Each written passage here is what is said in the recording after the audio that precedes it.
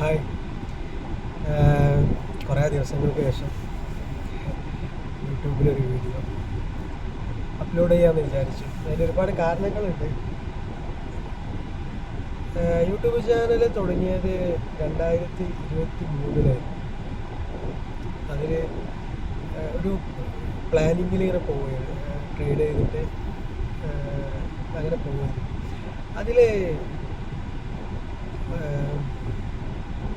കുറേ video upload ചെയ്യണമെന്ന് 2013 plan ചെയ്തിരുന്നു. 2023 പ്ലാൻ ചെയ്തിരുന്നു കുറേ വീഡിയോ ഒക്കെ അപ്ലോഡ് ചെയ്യണമെന്ന്. അപ്പോൾ ചില കാരണങ്ങളാൽ അങ്ങനെ അതൊന്നും നടന്നില്ല. അധികം കൂടുതൽ ഫോക്കസ് ചെയ്യാൻ പറ്റില്ല. ഈ വർഷം അത് മാർച്ചായി, 2024 മാർച്ചായി. ഇപ്പം ഇങ്ങനെ ചിന്തിക്കുന്നുണ്ട് വീഡിയോ കുറേ അപ്ലോഡ് ചെയ്യണം. അതിന് 2-3 കാരണങ്ങളുണ്ട്.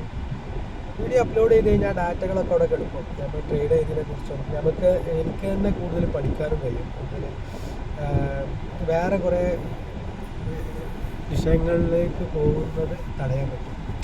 ഒരു ഉദാഹരണം, കൂടുതലും ഈ ട്രേഡിങ്ങുമായി ബന്ധപ്പെട്ട വീഡിയോസ് കാണുക, പിന്നെ അതുപോലെ അതിനെക്കുറിച്ച് കൂടുതൽ പഠിക്കുക. പിന്നെ ഞാൻ നിഫ്റ്റിയിലാണ്, ഇതിൻ്റെ മുന്നത്തെ വീഡിയോ കണ്ടവർക്കറിയാം, നിഫ്റ്റിയിൽ മാത്രം ആണ് ട്രേഡ് എടുക്കാറ്. നിഫ്റ്റിയിൽ മാത്രമാണ് പൊതുവെ ട്രേഡ് എടുക്കുന്നത്. അപ്പോൾ ഇന്നിപ്പോൾ ഈ വീഡിയോ വെള്ളിയാഴ്ച ആണ് റെക്കോർഡ് ചെയ്യുന്നത്. ഇപ്പോൾ ട്രേഡ് ഓടിക്കൊണ്ടിരിക്കുന്നുണ്ട്. ഒരു എൻട്രിയിൽ ഒരു ട്രേഡിലുണ്ട്. അപ്പോൾ ഓപ്ഷൻസാണ് ചെയ്യൽ. ഓപ്ഷൻ ബൈ ചെയ്യലാണ്. മാസത്തിൽ ഒരു 5-6 എൻട്രി ഉണ്ടാവും, ട്രേഡ് ഉണ്ടാകും. അപ്പോൾ അത് കാരണമാണ് ഞാൻ ആ തുടക്കത്തിൽ കഴിഞ്ഞ വർഷം റെക്കോർഡ് ചെയ്ത് നിർത്തിയത്. ഇപ്രാവശ്യം അത് റെക്കോർഡ് ചെയ്യണമെന്നുണ്ട്. പിന്നെ വേറെ കാരണം, വീഡിയോ യൂട്യൂബിൽ ഇടേണ്ട കാരണങ്ങളിലൊന്ന്, നമുക്ക് നമ്മളെ രാഷ്ട്രീയ കാര്യങ്ങൾ, അങ്ങനത്തെ കാര്യങ്ങളൊക്കെ കൂടുതലും സമൂഹത്തിൽ നടക്കുന്ന വിഷയങ്ങളെ കുറിച്ചൊക്കെ ചുമ്മാ ചർച്ച ചെയ്യാം.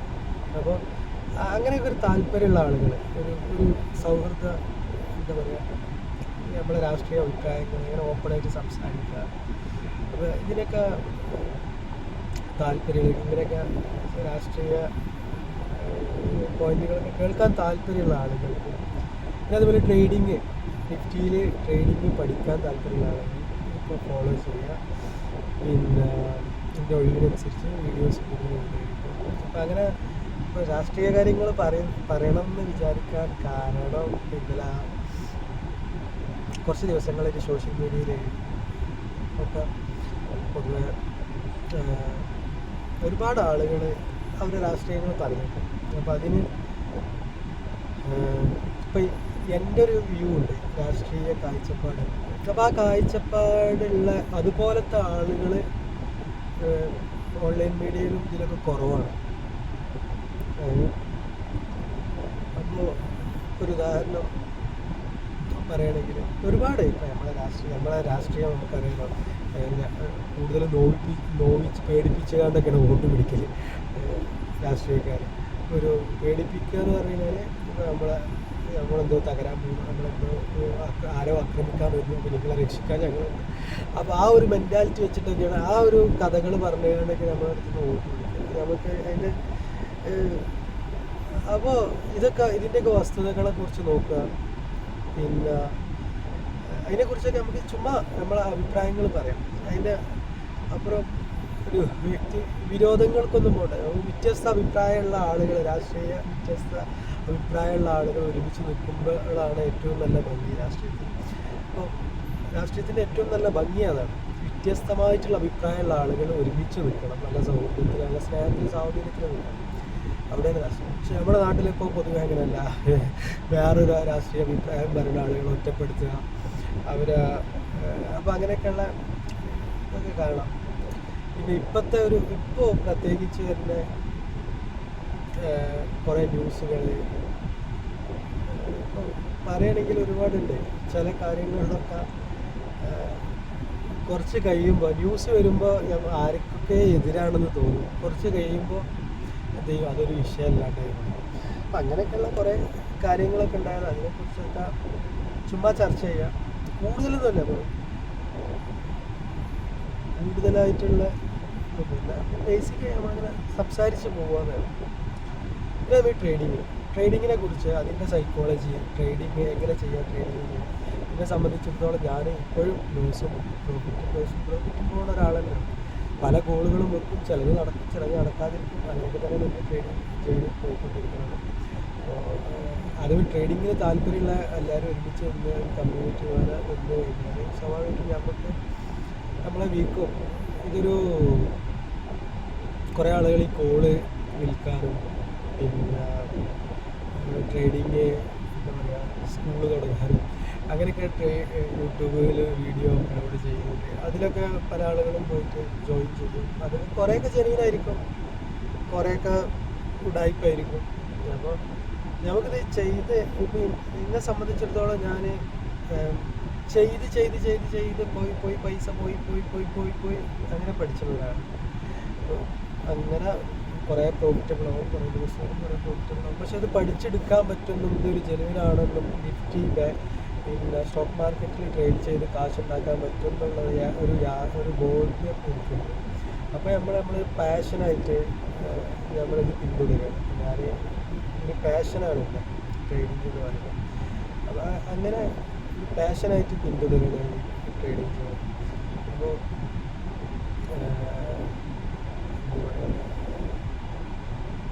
ഇപ്പോൾ നമുക്ക് നമ്മളെ പാഷൻ എന്താ, പാഷൻ ആകുമ്പോൾ നമ്മൾ അതിന് നമ്മളെ ഏറ്റവും വലിയ സ്വപ്നം ഒരു നിഫ്റ്റിയിൽ ട്രേഡർ ആവണം, അല്ലെങ്കിൽ നിഫ്റ്റിയിൽ കുറച്ച് സ്റ്റോക്ക് മാർക്കറ്റിനെ കുറിച്ച് കൂടുതൽ അറിയണം, അത് പഠിക്കണം, അതിനെക്കുറിച്ച് മനസ്സിലാക്കണം. ഇതാണ് ഒരു എന്താ പറയുക ഒരു പ്രണയം നിഫ്റ്റിയോടാന്ന് പറഞ്ഞ പോലെ. നമുക്ക് ഈ ട്രേഡിങ്ങിൻ്റെ ആളുകളൊക്കെ ട്രേഡ് ചെയ്യുന്ന ആളുകൾക്ക് ഏറ്റവും ഇഷ്ടം സ്റ്റോക്ക് മാർക്കറ്റിനെ കുറിച്ച് സംസാരിക്കാനായിരിക്കും. പക്ഷെ നമ്മുടെ ചുറ്റുപാടിലും അതുപോലത്തെ ആളുകൾ കുറവായിരിക്കും. നമ്മളെ അടുത്തുള്ള സുഹൃത്തുക്കളിലൊക്കെ ഇങ്ങനെ ഒരു ഇൻട്രസ്റ്റ് ഉള്ള ആളുകൾ കുറവായിരിക്കും. എനിക്ക് തന്നെ എൻ്റെ ഒരൊറ്റ ഒരു കൂട്ടുകാരനാണ് ജുനൈദ് എന്ന് പറയും. അവൻ മാത്രമല്ല സ്റ്റോക്ക് മാർക്കറ്റിനെ കുറിച്ച് സംസാരിക്കാൻ പറ്റിയതാണ്. അപ്പോൾ ഇതുപോലൊരു കമ്മ്യൂണിറ്റി ഉണ്ടായിക്കഴിഞ്ഞാൽ നമുക്ക് അതിനെക്കുറിച്ച് സംസാരിക്കാം. നമ്മളെ വീഴ്ചകളും അതേപോലെ നമ്മളെ ഉയർച്ചകളും ഇതൊക്കെ നമുക്ക് ഷെയർ ചെയ്യാം. അങ്ങനെയൊക്കെ ട്രേഡിങ് പഠിക്കാനും അതിനെക്കുറിച്ച് ഒരുമിച്ച് ട്രേഡ് ചെയ്ത് മുന്നേറാൻ താല്പര്യമുള്ള ആളുകൾ അത് ഉണ്ടെങ്കിൽ വീഡിയോസ് ഫോളോ ചെയ്യുക. ഇതിനെക്കുറിച്ചുള്ള ട്രേഡിങ്ങിനെ കുറിച്ചുള്ള സൈക്കോളജി വിഷയങ്ങൾ അത് അങ്ങനത്തെ കാര്യങ്ങളൊക്കെ വീഡിയോയിൽ ഉൾപ്പെടുത്തും. പിന്നെ പൊളിറ്റിക്സ് പറയണം. നമ്മൾ ഒരു കേരളത്തിൽ ജനിച്ചതുകൊണ്ട്, ഇന്ത്യയിൽ ജനിച്ചതുകൊണ്ട്, കേരളത്തിൽ ജനിച്ചതുകൊണ്ട് നമ്മളൊക്കെ ചെറുപ്പം മുതലേ രാഷ്ട്രീയത്തിൽ നമ്മൾ നമുക്കൊക്കെ അഭിപ്രായങ്ങളുണ്ട്. എല്ലാവർക്കും ഉണ്ട് അഭിപ്രായങ്ങൾ. എല്ലാവരുടെ അഭിപ്രായങ്ങളും ഏറ്റവും നല്ല രീതിയിൽ ഏറ്റവും നല്ല ബഹുമാനത്തോട് കൂടി തന്നെ കാണുന്ന ഒരാളാണ് ഞാൻ. രാഷ്ട്രീയ അഭിപ്രായം എനിക്ക് രാഷ്ട്രീയത്തിൽ ഒരിക്കലും ഒരു വ്യക്തിപരമായിട്ടുള്ളൊരു ശത്രുത മനോഭാവം ഒരു പാർട്ടിയോടും എന്നെ സംബന്ധിച്ചിടത്തോളം ഞാൻ ഓരോരോ വിഷയങ്ങളാണ് രാഷ്ട്രീയത്തിൽ എടുക്കുന്നത്. ഒരു വിഷയം ഉണ്ടാവുകയാണെങ്കിൽ അതിൻ്റെ പാർട്ടിയോ അതിൻ്റെ ഇതൊന്നും നോക്കരുത്. ആ വിഷയം എങ്ങനെയാണ് നമ്മുടെ സമൂഹത്തിൽ ഗുണകരമായിട്ട് വരും, അല്ലെങ്കിൽ നമ്മുടെ സമൂഹത്തിൽ ആ വിഷയം എന്തുകൊണ്ട് ദോഷമായിട്ട് വരും, അങ്ങനത്തെ കാര്യങ്ങളെക്കുറിച്ചാണ് ഞാൻ ഇത് ചെയ്യുന്നത്. അല്ലാതെ ഒരു കമ്മ്യൂണിസ്റ്റുകാരന് മറ്റേ കോൺഗ്രസ്സുകാരനോ അല്ലെങ്കിൽ ബി ജെ പിക്കാരനോടോ വെറുപ്പോ ദേഷ്യമോ, അല്ലെങ്കിൽ ബി ജെ പിക്കാരന് മറിച്ചോ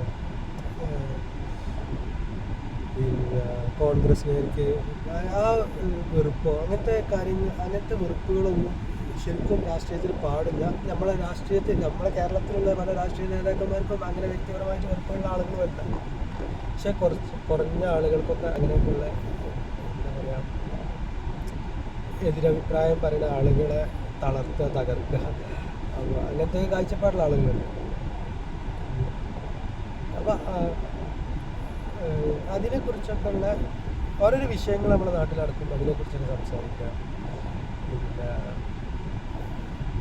ട്രേഡിങ്ങിനെ കുറിച്ച് സംസാരിക്കുക, നിഫ്റ്റി, ബാങ്ക് നിഫ്റ്റി, പിന്നെ ഇതിനെക്കുറിച്ചൊക്കെ ക്രൂഡ് ഓയിൽ മെയിനായിട്ട് ഞാൻ നോക്കല് നിഫ്റ്റി, ബാങ്ക് നിഫ്റ്റി നോക്കും. പിന്നെ സ്റ്റോക്കുകൾ റിലയൻസ്, UPL, അങ്ങനെ അദാനി പോർട്ട്, ഇങ്ങനെ കുറച്ച് സ്റ്റോക്കുകളൊക്കെ നോക്കും.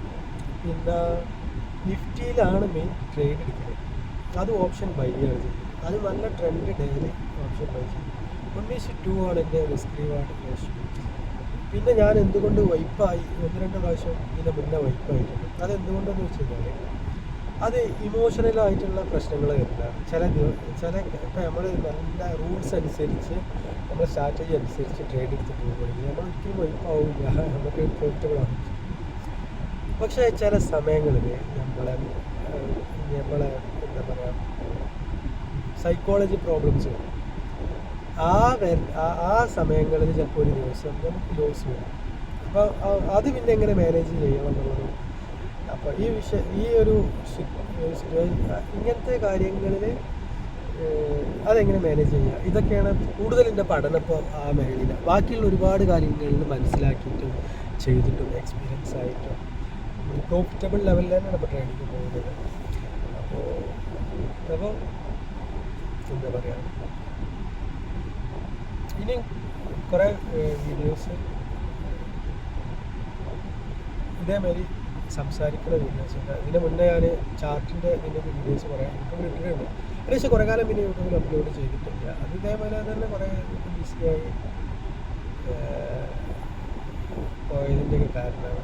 ഇനി കുറച്ച് യൂട്യൂബിലൊക്കെ ശ്രദ്ധിക്കണം. പിന്നെ രാഷ്ട്രീയമായിട്ടുള്ള കാര്യങ്ങളെക്കുറിച്ചൊക്കെ സംസാരിക്കണം, എല്ലാവരും സംസാരിക്കണം. പൊതുവെ എല്ലാവരും അങ്ങനത്തെ ചർച്ചകളിലൊക്കെ ഇടപെടുക, സംസാരിക്കുക.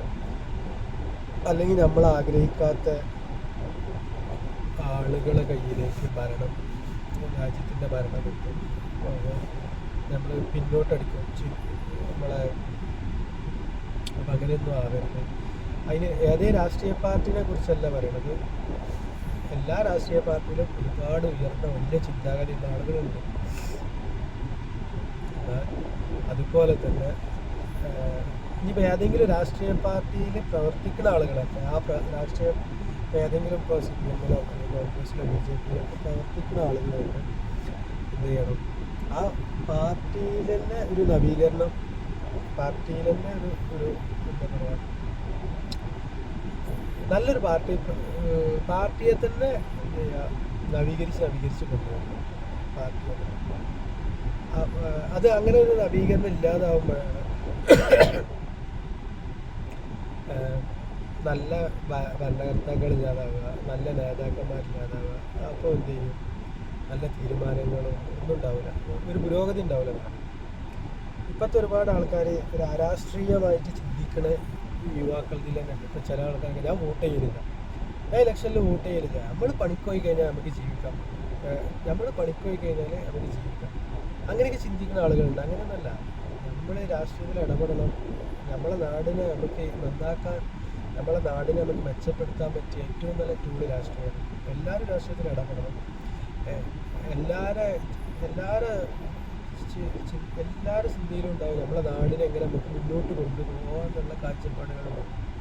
അപ്പോൾ ഇതുപോലത്തെ കാഴ്ചപ്പാടുകളൊക്കെ എന്ത് ചെയ്യണം, കൂടുതൽ ഷെയർ ചെയ്യണം ഒപ്പമുള്ള ആളുകളോട്. അതേമാതിരി ചിന്താഗതിയുള്ള ആളുകളോട് ചെയ്യുന്നുണ്ട്. ആ ഒരു നിങ്ങളാ ചിന്താഗതിയോട് അതൊക്കെ എന്ത് ചെയ്യണം, വളർത്തിക്കൊണ്ടുവരണം. അപ്പോൾ അല്ലാതെ ഞാൻ വോട്ട് ചെയ്തില്ല, നമ്മുടെ രാഷ്ട്രീയക്കാർ മുഴുവൻ കള്ളന്മാരാണ്, രാഷ്ട്രീയക്കാർ മുഴുവൻ കാണാൻ പറ്റില്ല, അത് അങ്ങനെ ഉണ്ടെങ്കിൽ, അങ്ങനെ എൻ്റെ വിശ്വസിക്കുന്നില്ല, അങ്ങനെ ഉണ്ടെങ്കിൽ അങ്ങനെ ആവാനുള്ള കാരണം എന്താണ്, എന്താ പറയുക, പുതിയ ആളുകൾ രാഷ്ട്രീയത്തിൽ വരാത്തതുകൊണ്ടാണ്. പുതിയ തലമുറ ചോദ്യം ചെയ്യാത്തതുകൊണ്ട്. ഒരു നേതാവ് വരുമ്പോൾ നേതാവിൻ്റെ അടുത്ത് ഫാൾട്ട് വരുമ്പോൾ ചോദ്യം ചെയ്യണം. അപ്പോൾ എന്ത് ചെയ്യുന്നത്, അവിടേക്ക് ഒരു നവീകരിച്ച് കൊണ്ടുവരാൻ കഴിയും ഒരു പാർട്ടിനെ. അല്ലെങ്കിൽ അങ്ങനെ ചോദ്യം ചെയ്യുമ്പോഴാണ് മാറ്റങ്ങൾ ഉണ്ടാവുക. അതൊന്നും ചെയ്യൂല, രാഷ്ട്രീയത്തേക്കില്ല, അവരൊന്നും ശരിയില്ല അറിഞ്ഞ് നമ്മൾ മാറി നടന്നു കഴിഞ്ഞാൽ സ്വാഭാവികമായിട്ടും നമ്മുടെ നാട് നശിച്ചു പോകും. നല്ല നേതാക്കന്മാരില്ലാതാവും, നല്ല ദീർഘവീക്ഷണമുള്ള നേതാക്കന്മാരില്ലാതാവും.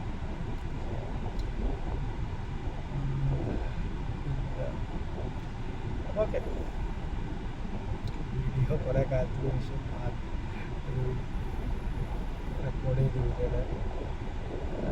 എല്ലാവരും ഇഷ്ടമുള്ള ആളുകൾ ഫോളോ ചെയ്യുക. നമുക്കിതുപോലത്തെ വീഡിയോസ് ഇങ്ങനെ ഇടാം, നമ്മുടെ അഭിപ്രായം പറയാം. ഇതിൻ്റെ ഒരു രാഷ്ട്രീയ കാഴ്ചപ്പാട്, പിന്നെ അതുപോലെ തന്നെ നമുക്ക് ചുമ്മാ സംസാരിച്ചിരിക്കാനും പറ്റിയാണ്. ആയിക്കോട്ടെ, നാളെ കാണാം.